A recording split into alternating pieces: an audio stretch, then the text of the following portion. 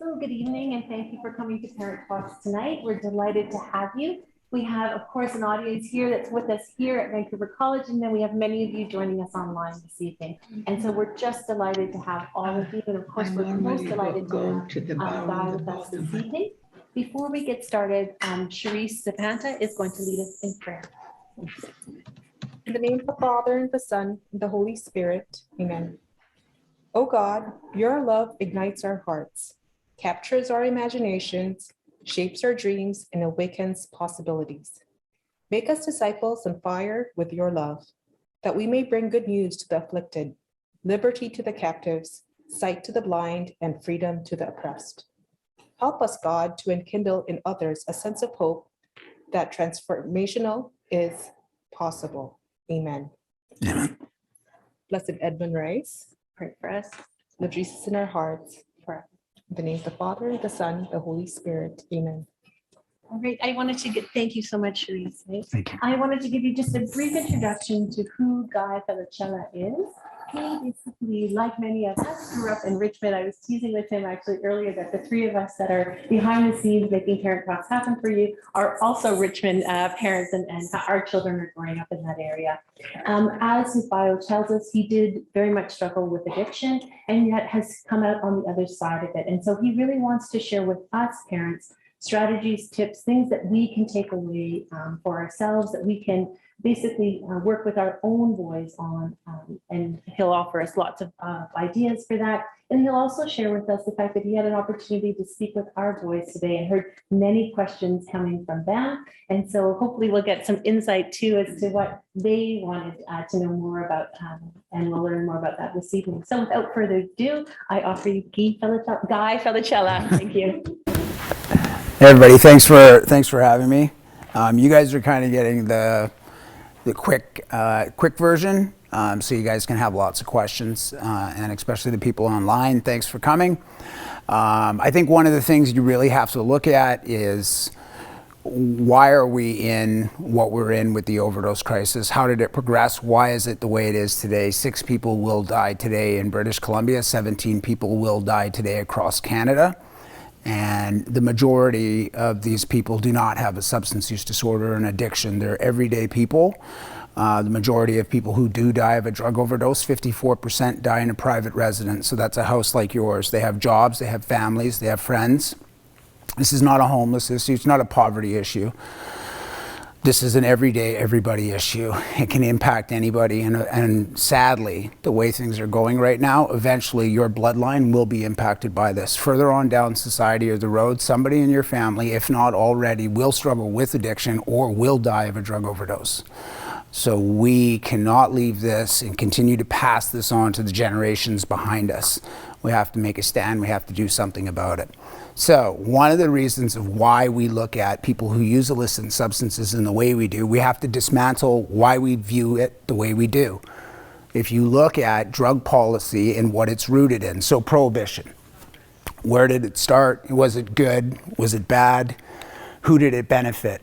In 1870, there was 3 opium factories, Vancouver, New Westminster, and Victoria. These are factories where creating opium for society. So opium was socially acceptable, and opium is heroin. And so this was in our society. What happened is early Chinese immigrants that came to the country of Canada were smoking opium. White people drank it like it was liquor.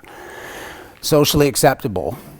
White people in British Columbia were fearful that Chinese immigrants were going to take their jobs, so they devised a plan, riot Powell Street, smashed all the windows in Chinatown and the buildings on Powell Street, brought in a guy named Bill McKenzie to adjust the drug policy laws, so they created the Opium Act.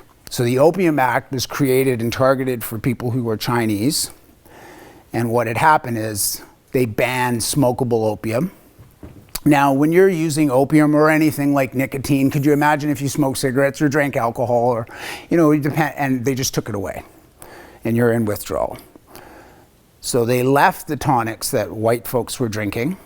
So as you can see, just in that line of how drug policy came into play, the Opium Act, it's rooted in racism. period. Not rooted because we care about people's health. It's rooted to target a population of people.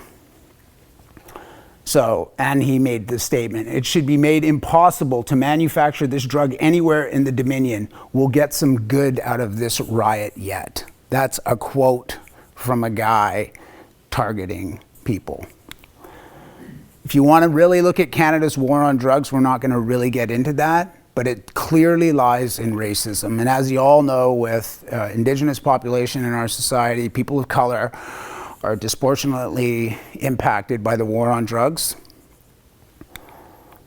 Prohibition in the Indian Act, Canada's first drug policy was aimed at Indigenous people in our society, ban drinking. So prohibition did not stop drinking, it just built it underground. Then what also it did was it builds organized crime to create the drug to sell it to the public, and people buy it.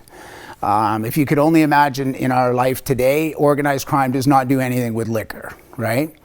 It's why. And still with cannabis they are, and I believe that that'll phase out in about 10 years because cannabis is now legal. So organized crime capitalizes on our policies. So if it's prohibition, they create it. And so all the housing unaffordability, money laundering, drug addiction, overdose in our society is a direct link to organized crime and the fentanyl crisis that we've seen. The harder the enforcement becomes the harder the drugs. And so what we have right now in our society is fentanyl. And these drugs can obviously impact other substances. All this has created stigma in our society, which is how we view it. So stigma is created by structural policies that are in place, which fuels us, the general population's view on stigma, which is the main driver of shame and stigma to the person who struggles with substances in our society. Stigma has become just as deadly as the drugs themselves. It's the main reason why people who use drugs use them alone, or if they struggle with them at an early age, they do not reach out, and it's because of how we view it.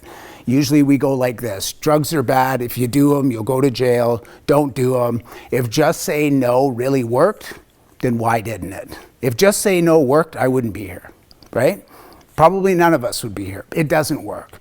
Telling somebody not to do something because it's going to wreck their brain cells or wreck their lives does absolutely nothing for telling the person to stop. It just doesn't work. If it did, like I said, I wouldn't be here.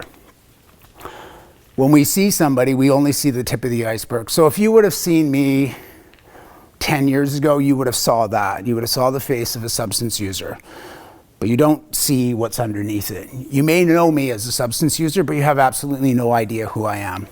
This is me 10 years ago. A person who's struggling with trauma, pain, suffering. This is not where the trauma started. This is. And I grew up in a middle-class home in Richmond, BC. I have one brother, one sister, have money, nice house. From the outside, everything looked fantastic.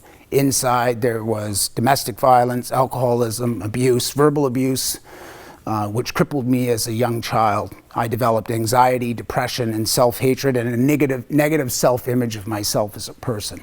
So inside that voice, because of what I was told, the verbal abuse is very crippling for any child.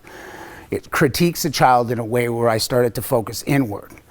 And sadly for me, I've often described my childhood as cloudy with a chance of thunder and lightning. I used to navigate as a young kid, knew where the cracks in the floor were, so I wouldn't startle or wake somebody up. That's the focus of my mind at that age. So when you actually think about that pain, in school I was called hyper, difficult, and very hard to manage. I had a hard time sleeping with the anxiety, and so, I struggled. I was often classified as, how come you can't learn like anybody else? My best response to them was, I don't know, because I didn't know. I couldn't process information. I had a hard time learning. I had a disability that wasn't discovered until I was 40. So I suffered for years and was criminalized for having an undiagnosis. So having this undiagnosed and the trauma, the abuse kept continuing in my household. Thoughts in my head were to end my life, struggling. By the time I was 12 years old, I started running away from home, and then I found the greatest thing I ever found in the world: substances, street drugs. If I didn't find those drugs, I would have ended my life. Unfortunately, what happened in my life is that I lacked skills to cope because I was never taught those skills. And so who could cope with all that trauma that's around them? So it's very hard. And what had started to happen in my life is that I started to look for ways to distract it. And playing baseball and soccer, although I was really good at it, was just not enough to stop the pain. The pain became so unbearable and unmanageable that the drugs became the comfort that I solaced in.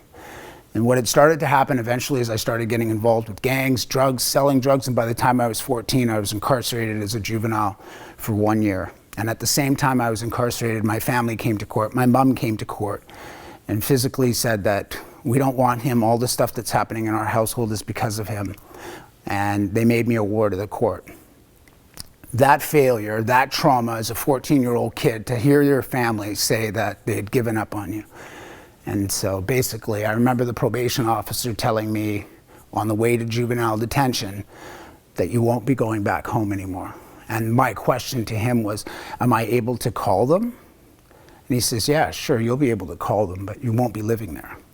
What happened is I was bounced around from group home to group home, foster home to foster home, school system to school system. No stability.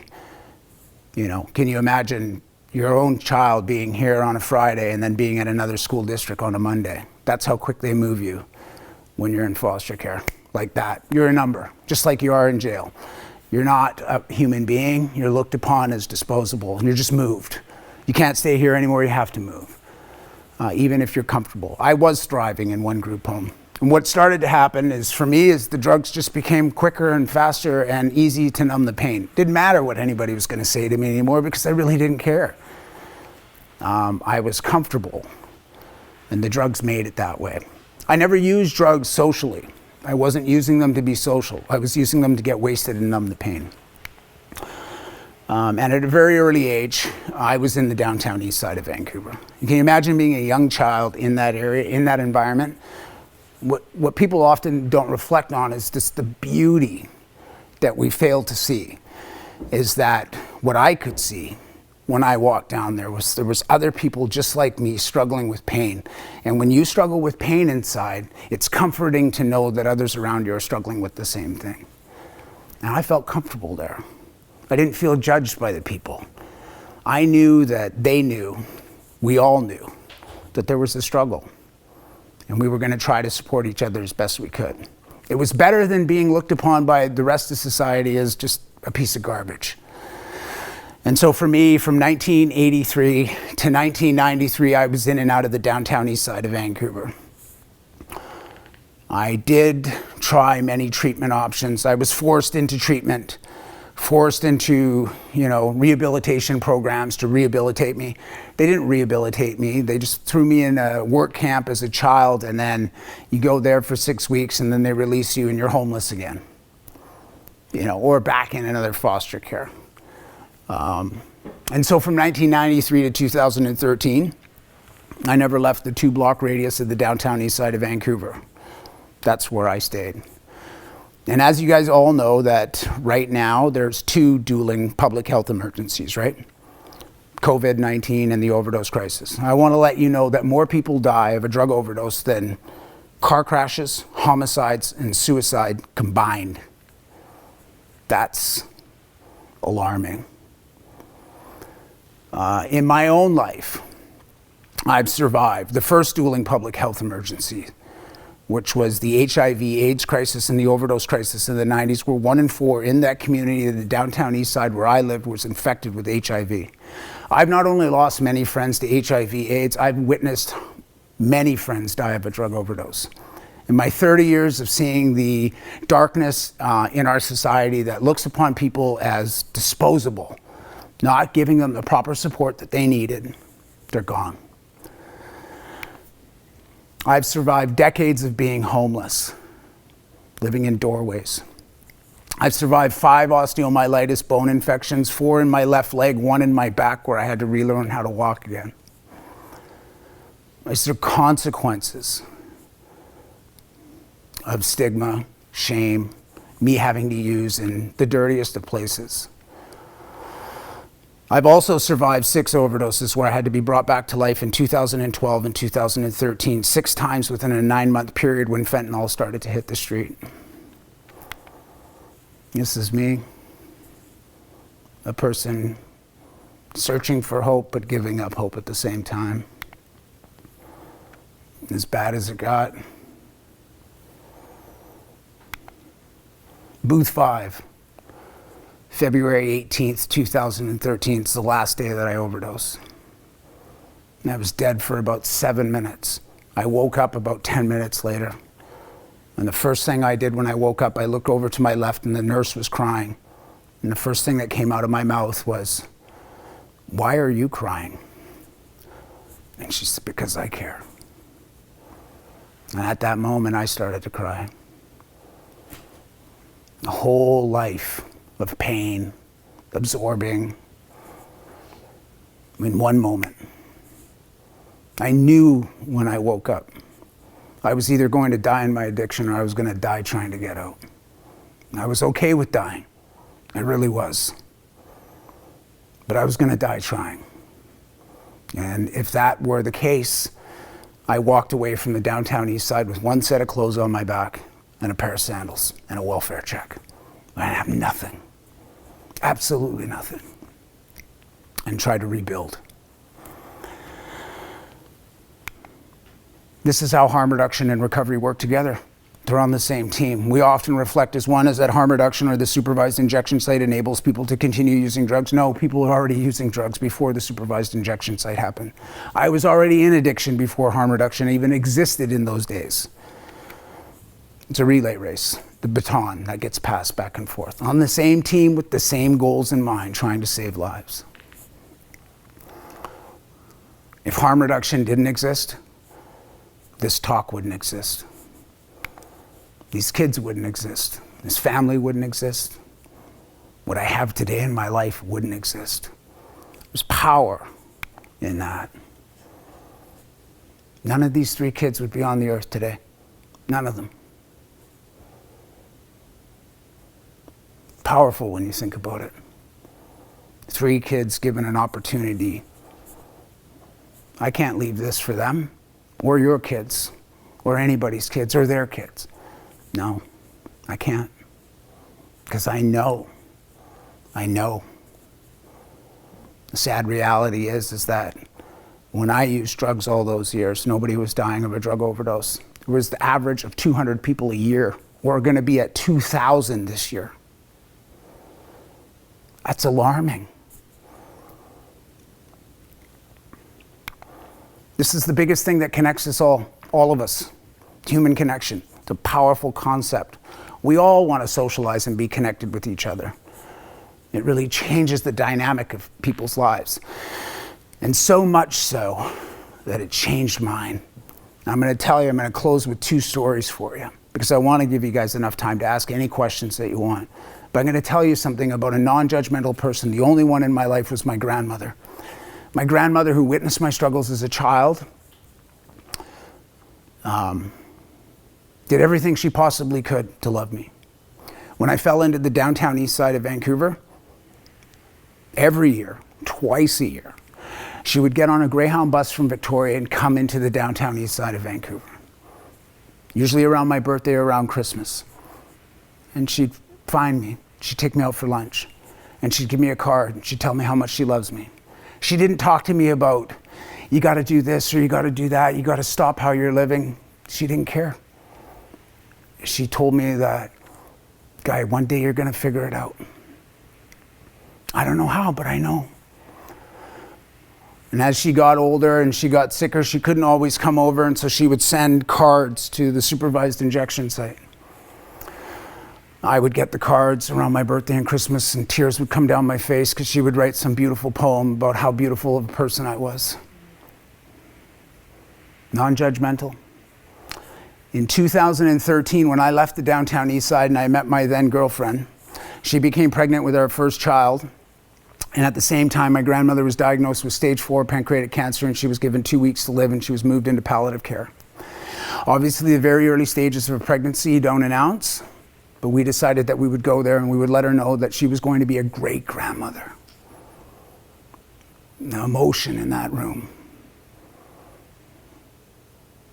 When I told her, She was just overjoyed, tears. And she held my hand. And she said, I can't wait to meet my great-grandchild. And I said, Grandma, that's just not going to happen. You have 2 weeks to live. And she said, no, I'm going to stay. I said, well, okay, let's do this. Daily, 7 o'clock, for grandmother's favorite 2 shows, Wheel of Fortune, Jeopardy, and Black Starbucks coffee, we battled it out in palliative care. A month had passed, nurses and doctors were coming up to us and saying, doesn't look good, but we don't know, she can go anytime. 3 months had passed, we'd gotten the ultrasound, we found out it was a boy, we raced back to tell her, we named him Noah. She was holding the picture of the ultrasound like she was holding him. She said, I love the name. It's a powerful name, Noah. An emotional roller coaster of life. The destruction that I could relate with cancer, with addiction, and the pain and the suffering that's behind all that. Somebody trying to will their lives to stay. 9 months later, I wheeled her out of palliative care and she held her great-grandson, Noah, for the first and only time. Powerful. It's the only picture we have.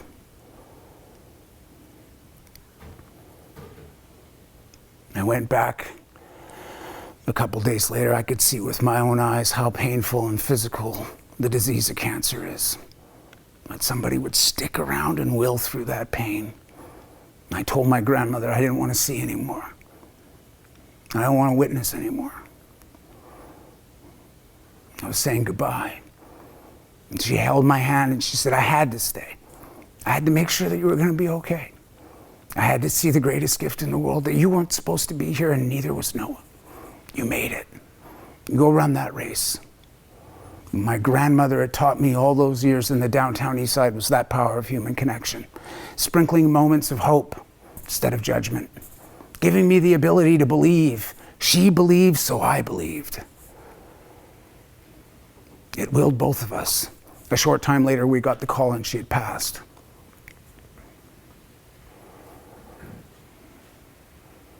We have that power as people. You have that power as people.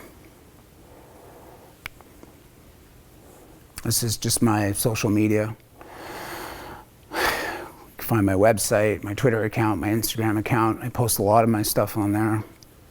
I post about the struggle. I post about the battle that still exists with all of us. We're all battling. I know that. I understand that. Us as people just battle, right?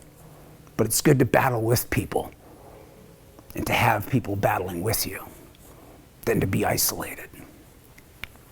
This doorway, I'm going to tell you this. 9 years ago, Christmas Day, I was sleeping here. It's right across from the West Hotel in the downtown east side. I had a wet sleeping bag, freezing cold. Random act of moment of kindness. Some lady woke me up and had a coffee and said, "Sir, are you okay?" I just stared at her. She said, "Would you like a coffee?" I grabbed the coffee, but I was shaking so bad. And she bent down and put the coffee on the ground. I sat up. And she bent down, she gave me a hug, and she put $50 in my hand. And she said, "Merry Christmas," and got up and walked away. Changed that moment. I had so many questions for the lady. I've never met her before in my life, never seen her again. Did you buy the coffee? Did you see me first, then go buy the coffee? Or was it your coffee that you were just deciding to give to me? Why did you give me $50? Why did you even wake me up? Most people just walk by. What motivated you to stop? Who are you? Thank you. I continue to pay that forward to this day. I've never forgotten that. People will always remember how you made them feel. You'll never forget that. She changed me that day. Christmas was such a tough time for me. Isolation, loneliness, sadness, pain. 10 years ago, I was on Vancouver Police Department's most wanted list. 2020, I was Vancouver Magazine's top Power 50 list of influential people. 2021, I was the Courage to Come Back Award recipient. Today, I work with those same police that used to have me on their most wanted list. People change, people get better when they're supported, not punished. When we look at ways and obstacles that are in people's ways, the main driver of addiction is trauma. We fail to address people's traumas, so they keep going back to the substances. Trauma therapy and counseling is not covered under MSP in our province. Sad. Is it an addictions crisis, or is it a trauma crisis? And especially now with COVID, more people have used drugs, substances, to try to deflect. We can only absorb so much pain, and eventually it starts to come out. If we don't deal with the pain, it'll come out in negative consequences, just like me. I just want to say I really appreciate you guys having me here today. It's been very welcoming.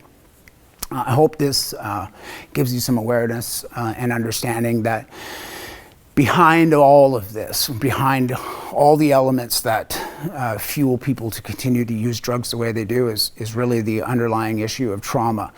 And honestly, I used to say this to a lot of people. When Gabor Mate, he was my doctor, he said this to me. He says, "Guy, I don't think your problem is the drugs." And I said, wow, everybody's been saying that for decades. Get off the drugs and your life will change. It doesn't change when I get off them. I still feel the void. He says, I believe there's a reason why you use the drugs the way you do. And then he said, tell me about your childhood. I couldn't even speak. I broke down, started crying. I was diagnosed later on in life with ADHD and a mild comprehension disorder similar to dyslexia. I felt stupid my whole life. When you talked to me, I felt shame. I didn't want people to know that I couldn't understand what you were saying. So I just nodded my head to everything. I was scared. I remember saying that to the specialist. She was actually trying to keep herself together because I said, I've just felt so stupid inside as a person. That's not something you'll share with anybody. I would have taken that to the grave. And she says, Guy, you're actually one of the most smartest people I've ever met because you've had to function through life with these disabilities and not knowing it. But you did know. Now you know. And how I see things, I have a photographic memory. So anything or anyone, I may not remember your name, but I'll remember anything that's done, any movement. I'll never forget this. I'll remember your faces. And then how I read is I can read, I just can't process it. And the reason why I can't process it is because I process things with the photographic memory of words. So I can understand house, car. I can't understand the connecting words like and, it, the. Doesn't make sense to me, so that it doesn't connect. However, if my ADHD kicks in and it wants to read the book, it'll dismantle the book and you can write a thesis on it. But if I'm not interested in the book, I won't even bother to read it. I can't even go a half line. I'll be like, oh, this is terrible. So it has to draw me in immediately. My ADHD has to love it, and when it does, look out. I can read anything. So anything that I've been really interested in is obviously drug policy, anything to do with trauma. I get a book like that, and I can't put it down, and I can understand it. So those awareness of things, now it's a lot different. I mean, obviously now we can diagnose people a lot earlier, but I'm happy to answer any of your guys' questions, and thank you very much. Before we end tonight, right, and thank you for that, and before we do our sort of a formal closing, I do want to open up for questions both online. We've got about 80 parents online for us this evening, and of course we've got, I think, 12 here with us in person. So we thought we would alternate between questions from those that are online and those that are here in person. So I'll turn it over to online, so I'll turn it over to the audience first to see if you have any questions at all for Guy, please. And Guy, maybe you could repeat the questions as you hear them. Thank you. Hi, thank you for tonight first. Do you have a relationship with your parents now? Yeah, so the question that was asked is, do I have a relationship with my parents? I do now. My dad, so the interesting thing with my dad is that I've seen him 4 times in 25 years. I went over to my cousin's just when the pandemic started. And my cousin had found me on Facebook, and I hadn't seen her since 1991. And she saw some articles, she saw me on the news, and she just was like, oh my gosh. And she reached out, and she wanted to meet my kids and my wife. And I thought my wife was like, you know, well, you want to go? And we went.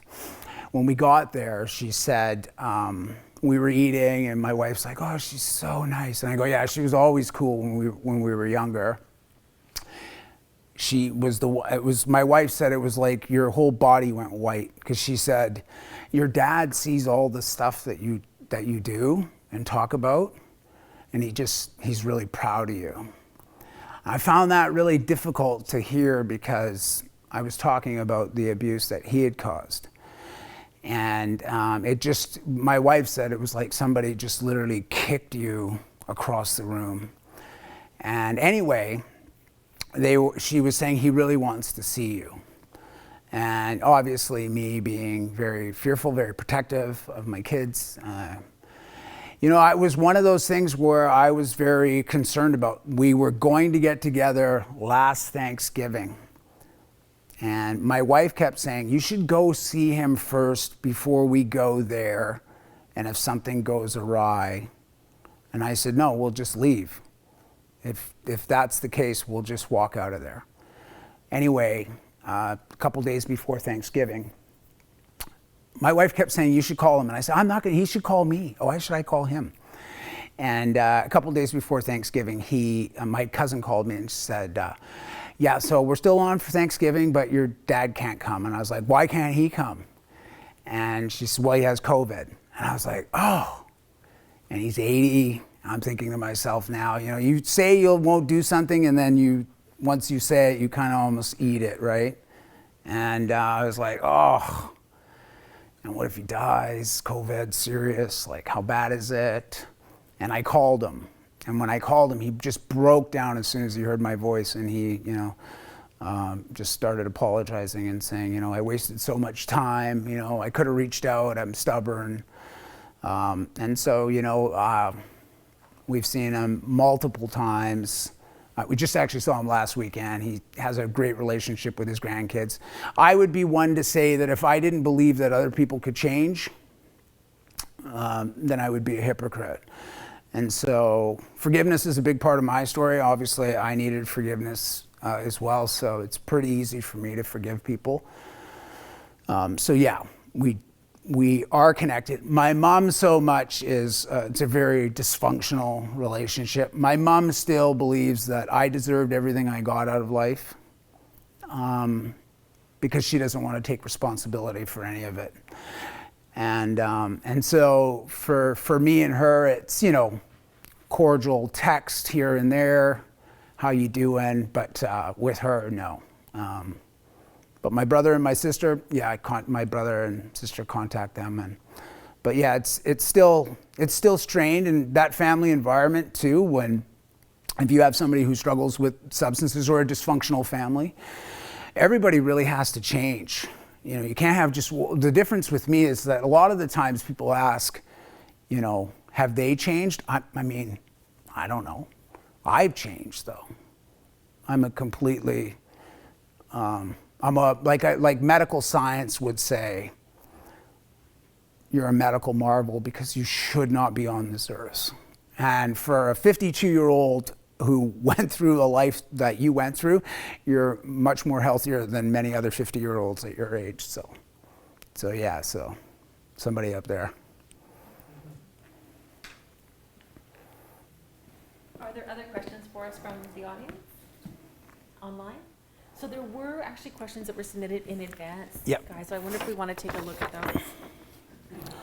So I have one question was, I have several family members with addiction issues and therefore, of course, worried about my son being genetically disposed to addiction.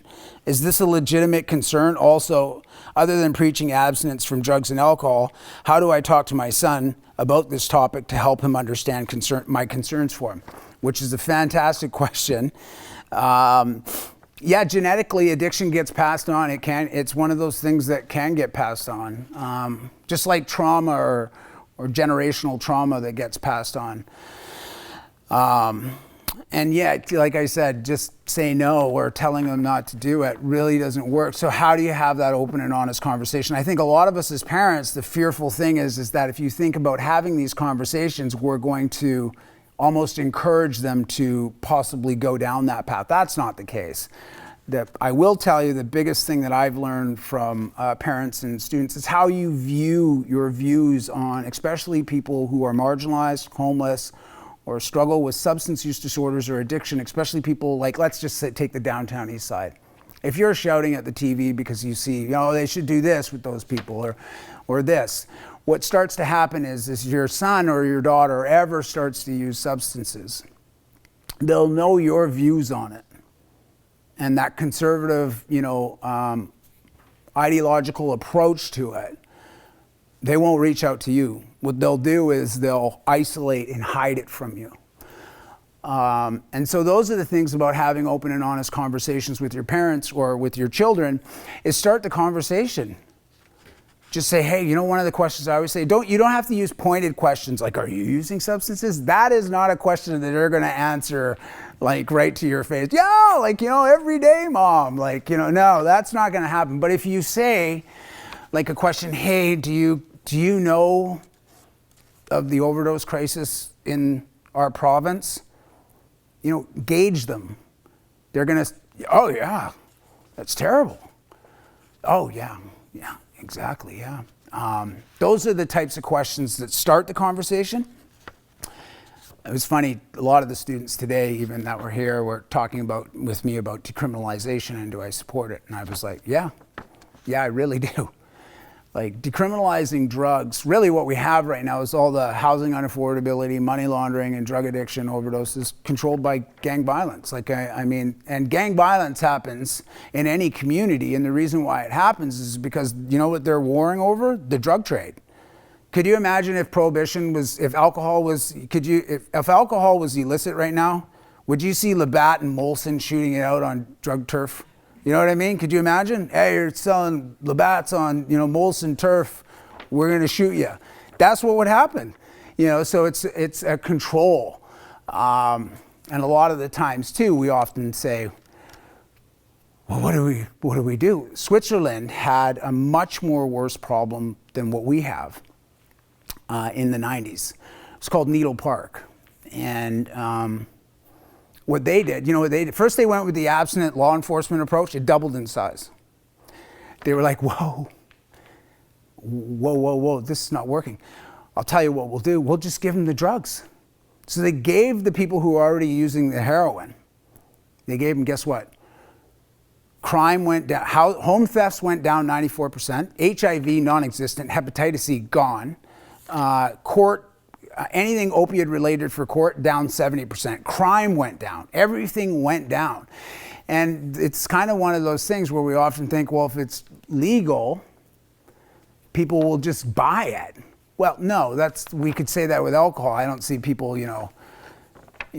because alcohol, there's a liquor store there that everybody's just walking in there and buying alcohol, right? No, it just doesn't work like that. But what it does do is it gives people who are using substances an avenue of a regulated supply. What's killing people in our society today is they just don't know what they're taking. They know it's fentanyl now, but when you're dealing with trauma and pain, it's really a good option. I often said to people this, is that the same drugs that saved my life as a youth, because I would have ended my life, turned into the same drugs that were trying to end my life later on. When that world collides, you really are in a tough spot. And my toughest spot was, what am I going to do without drugs? Like, how's my life going to look? And so a lot of kids too, their drugs that they'll use to start is probably alcohol, marijuana, or Molly, which is ecstasy. And really, most kids who do use substances will grow out of it. Or they may occasionally use them, but the majority of youth won't develop a substance use disorder. Some will. Alcohol kills more people worldwide than any other drug on the planet. More than heroin, more than cocaine, more than tobacco. Alcohol is the #1 killer. 1 in every 10 seconds worldwide somebody dies from it. 1 in every 19 youth use drugs. So when you think about it, our society really behind it all, and oftentimes people have said to me, it's like, how do the numbers keep going higher? Like, there's a lot of people in our province that use drugs.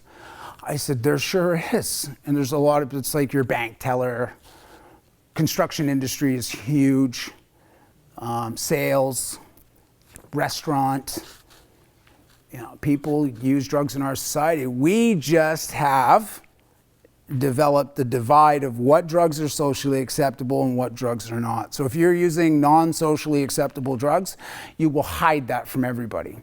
And if the treatment aspect of getting people help and support to go to treatment with the toxic drug supply is they can't even get into detox because the drugs now are contaminated with benzos.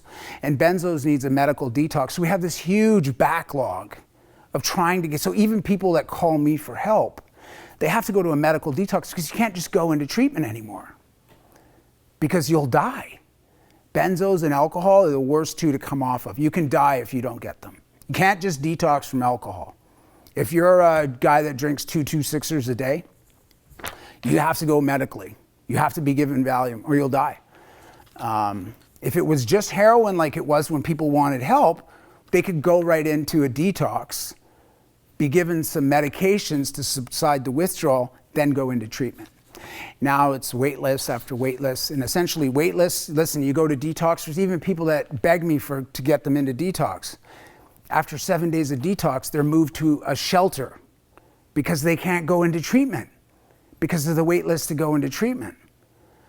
What we have is not just an addiction issue, we have an addiction treatment industry issue.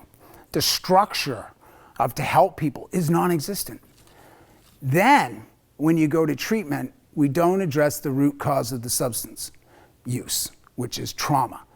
So we address the drug part, but yet we don't dive into, because it's painful too. So for me, what changed my life was really trauma therapy. EMDR therapy is what I went to, which is a reprocessing of the mind.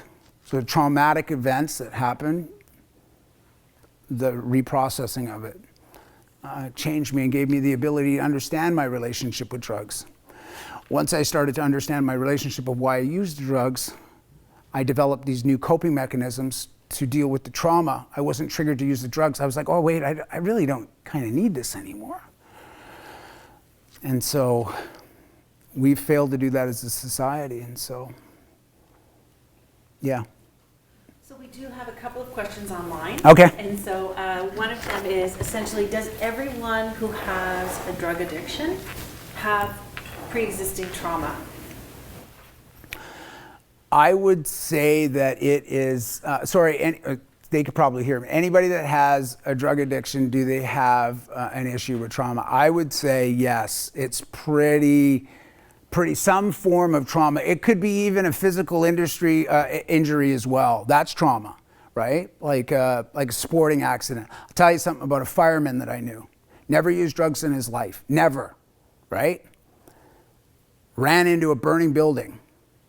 Fell out, saved people. This is a public hero. Saved people, fell out of the window and broke his back. He was given pain meds. Then they cut him off the pain meds. He was still in pain. They started buying pills off the street. And then the pills contained fentanyl. And he started to get wired to fentanyl. Then he overdosed a few times. He lost his family, lost his job, lost everything. He is now, went through treatment and has got his family back and everything's good. He's got his job back and everything. But this is how it can happen. That's trauma, right? This guy, nobody makes a choice to become addicted to drugs, and nobody makes a choice to die of a drug overdose. The only choice that my friend made was to run in that building and save that family. And yet, his whole life unraveled because of it. And then we point fingers at people who are struggling. That's the part that we have to do better in our societies. We have to stop that and we have to say, okay, I understand one part. Yes, I understand the part that this person uses drugs, but why is he using these drugs? What's the story? Do we know enough to point fingers? Absolutely not. Part 2 of that question Yeah. is what resources are available to kids who are vaping, as there doesn't seem to be many resources or support groups for kids or parents who have kids who vape. They already know about Foundry, Share, and CYMH. Well, then they know, which is good. Honestly, I often say this to people. People ask me this. It's like, does vaping lead to addiction? Nah, is marijuana a gateway drug? Wow. Trauma is really the gateway drug in our society to more further drugs. I think when you have people vaping, you really have to pick your battles and say, okay, as much as I probably don't want my child to vape anymore, what's the alternative? Is that they're probably going to smoke cigarettes? I think with youth, they're into the vaping thing a lot, is just because it's a youth accepted thing that they do, right?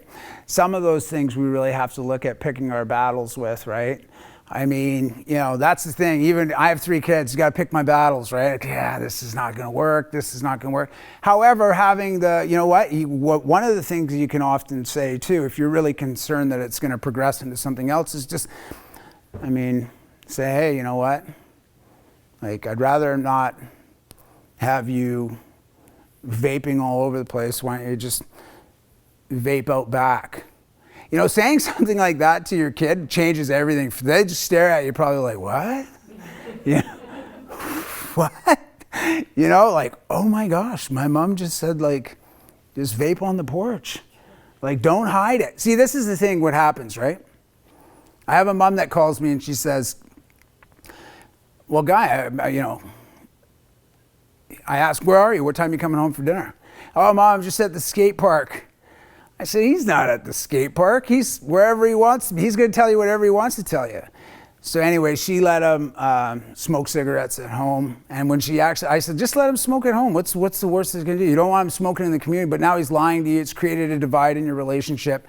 You'd rather have him be honest with you and just say, yeah, Mom, I'm at the gas station buying a pack of smokes and having a cigarette with my buddies.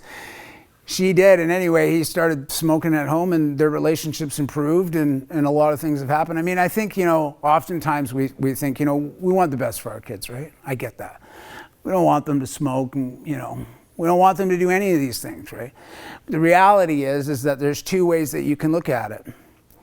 We can either say, absolutely not, we're going to ground you and punish you and do all these things, which does absolutely nothing except further them down the path of hiding it from you. And they'll do anything to hide it from you. Come on.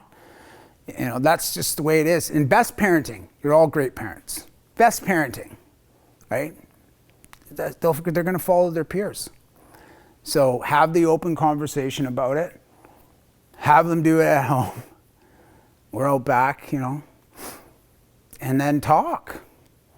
And talk in a way that's like, hey, I care about you. I love you. I want the best for you.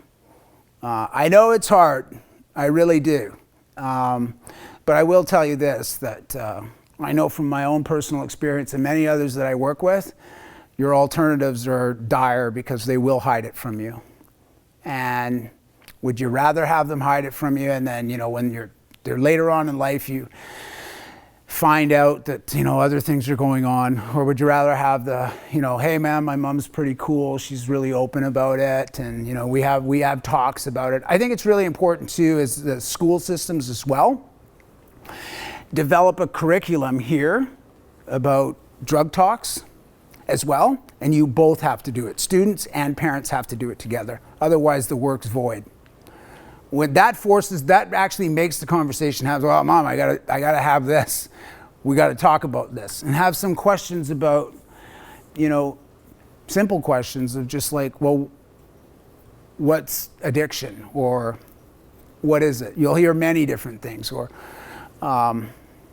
what drugs are out there, tobacco, all these things. See, the thing is what we have today in our society too is that, vaping is one of those things that I don't think youth are going to do that for the rest of their lives. And I can't stand the smell of cotton candy either. Cotton candy is just something you get at the fair, not some smoke that I keep smelling everywhere I go. So I think they grow out of that eventually. I really do. I don't think it's a battle worth, obviously you want to have the open, honest conversations with them about it. Have them do it in the backyard. It's better than having them, do it hidden, hide and go. I'm going to the store, Mom, but really what I'm doing is I'm going around the corner to vape, instead of just being in the back or having a designated place where you can go. You do that, you're going to really establish a communication level with your child. So, yeah. Thank you. We do have a question from the audience. Sure. I have a question. You speak a lot about trauma. I'm a teacher as well, and I teach primary, and I see a lot of that trauma in these little people. How do we deal with that as educators? Is there a program? What do you suggest? Yeah, I know Gabor Mate, who's the question is that trauma, she's a teacher, and that trauma that she sees children who struggle with trauma in, how old are they? 7. So 7 years old, dealing with issues. She can identify issues of trauma. I think Gabor Mate, who was my doctor for many years in the downtown east side, we actually just did a trauma conference last October 4th to October 10th. I think a lot of his books on trauma are very adaptable for us to implement to change the direction of kids. I think one of the things with kids is that what's the level of trauma, because often in my life too, that's just something that was very intimidating to talk to an adult about, right? You're very fearful to open up about what's going on. I could not do it. Number one, too, I knew the consequences as having friends that were in the system of the province. I didn't want to, as much as it's crazy with abuse. As much as bad as it is as a child's life, you still don't want to be like in a foster care away from your family. That abuse just becomes familiar. It's almost like a comforting thing. Something that becomes familiar in my life was the absorption of pain. I just became comfortable with it. I expected it. I didn't expect anything different. And I think for you, I think the part that I've always remembered is that I even remember my grade 1 teacher, Miss Noble, from St. Paul's St. Paul's Private School in Richmond. Maybe she knew something, I don't know, but she was so kind to me. And I think kindness can trump trauma, just by, saying, hey, validation, like, hey, that's really good. Like, you may not understand the dynamic behind that, what's going on in that child's life, but I will tell you this, they're always gonna remember how you made them feel. They'll never forget that. And you never know, there's 3 phases, I always call it. You're a seed, you're watering the seed, or you're watching the flower grow. And whatever phase is equally important, and it's up to us to pass that on. So you being a teacher at that age is that you're gonna plant that seed of kindness, that's gonna be a familiar face that they're gonna feel comfortable with. And then maybe one day you're watering somebody else that planted the seed. And then maybe one day you're watching the flower grow and somebody come out of it and starting to talk to you and open up about it.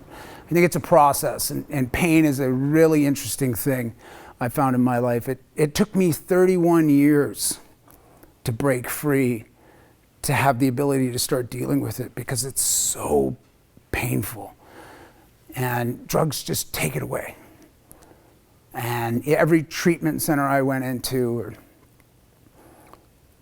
I could do really good in treatment. I could be there, but they could never get into the root causes. And also too, when you're in a treatment industry too, you're very fearful of the people who are around you because you don't want to be judged for the abuse. You feel embarrassed about the abuse, right? So tough. But you know, I think the kindness piece is finally the piece that got to me was when Gabor and a few others said some things to me. Like, I don't believe that this is your problem. And obviously at that age, they haven't got there, right? I think the conversation of talking, like, how you doing? I think too, like, probably talking to the parents as well, like, hey, is everything good? Like, you know, just be a voice of reason. That can help people open up to you. It may not happen there. It may happen further on down the road, though, where the person feels comfortable enough to talk to somebody else about it. So, yeah. You mentioned that the kids today are asking about decriminalization, but I'm curious about any other questions or any themes that came up in your discussions. Yeah, so a few kids, so the question was, the kids that were asking questions today, other questions than the decriminalization that came up. So a couple of kids came up to me talking that they have a friend that struggles with addiction. And, you know, that the talk really gave them the ability to understand the importance of supporting. So there was that. There was people that were students that were talking to me. They'd viewed it so differently from how I explained it, and then but they'd never thought to challenge it, right? They've often thought like, oh, this is just the way it is, and it's like it's not. And so obviously, I think a lot of the youth were really impacted by understanding its racist roots. That really hit home for them. Then also to not understanding the trauma behind somebody that would use substances, and then not being so judgmental. And there's like a lineup up these stairs of kids waiting to take a turn to talk. There were so many great questions and responses, and just more in responses like, I never thought of that. And even one of the kids too, once he found out I worked for the health authority, he was the one that actually started talking to me about decriminalization and trauma, and he was telling me how he supports it. And, you know, he wanted to ask my views on it. And so I've often said that decriminalizing people who use drugs takes that criminal element away, and it really gives it to approach, like, so if we say this is a health issue, then we need to treat it like one. We don't need to keep throwing people in jail for using drugs and then they get out and then they go back to, you know, I'll tell you how prison isn't about rehabilitation. I'll tell you, when you complete your prison sentence, you're dropped off at a bus stop with a welfare check, homeless, and then you're blamed for reoffending. I'm kind of like, well, where do I go? Here you go, bus stop. That's it. Take it from a guy that went through that cycle of parole, probation, parole violations, incarceration. Prison isn't about rehabilitation, it's about incarceration. And what we have to do is we have to even look at countries like Portugal. When they decriminalized drugs, it just turned it into a complete health issue. And so for people now have the ability to get support, you need to really look at the whole system as a whole and change it. People don't just need detox on demand, they need treatment on demand. And they need harm reduction services on demand. We need it all. We really need to get, you know, ahead of the homelessness as well. And I'll tell you something, with the COVID restrictions, especially for people in the downtown east side, it killed a lot of people. It took away a lot of services that people have. People are like, well, they're all out there in the street. I'm like, well, that's what happens when there's no place to go. That's what happens when you can't be in a facility with a COVID outbreak. And I did vaccine rollouts in the downtown east side right when COVID, in January, we were vaccinated on our team, and we were literally in the downtown east side. We were popping up on corners in the downtown east side, giving the vaccine to people who wanted it. We were actually paying people $5 to get the vaccine. We were going into complexes. Listen, there's a difference when you go into a supermarket and you don't know COVID's in. I was going into buildings where there was active clusters of COVID. And with 3 kids, you know, doing whatever I could to try to help people, seniors, people who live in the downtown east side. I mean, we vaccinated that whole community rapidly, and we were just, you know, continue to try to push the vaccine out to people to, you know, because it just spreads. So, I'm not a supporter of, I'm a supporter of people. I don't support harm reduction over recovery, and I don't support recovery over harm reduction. I just support people. I give people multiple options. If you want a treatment, you can go on medical assisted treatment, where you can go into treatment and get on methadone so you don't have to use the other substances. I'm just basically a taxi driver for people and try to get them to the next step. And I'll continue to keep doing what I have to do until they change it, because, unfortunately, the fortunate thing in my life is that I've gone through it so many times in so many different ways that I understand how it works and I understand the loopholes in the system. So sadly for you guys, when you call Access Central to help somebody, you really are told there's a 6 to 8 week wait list.